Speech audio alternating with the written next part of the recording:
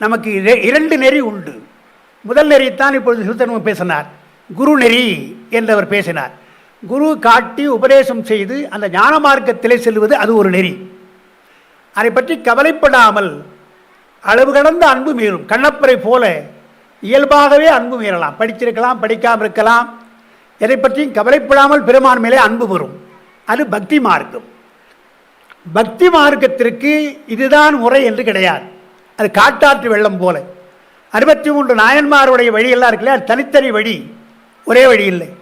நான் ஞான மார்க்கம் என்று போனால் ஒரு குரு, ஞான குரு ஒன்று வேண்டும், ஒரு உபதேசம் என்று ஒரு மார்க்கம். அது எனவே விதிமார்க்கம் என்பது மாணிக்க வாசகர் சென்ற நெறி. ஏன்னா பெருமானே குருவாக வந்து அவருக்கு உபதேசித்திருக்கிறார், தீட்சை செய்திருக்கிறார் என்பதாலே அது விதிமார்க்கம் அல்லது ஞான நெறி. சுந்தரர் எடுத்துக்கொண்ட அந்த அடியார்கள் எல்லாம் பக்தி மார்க்கம்.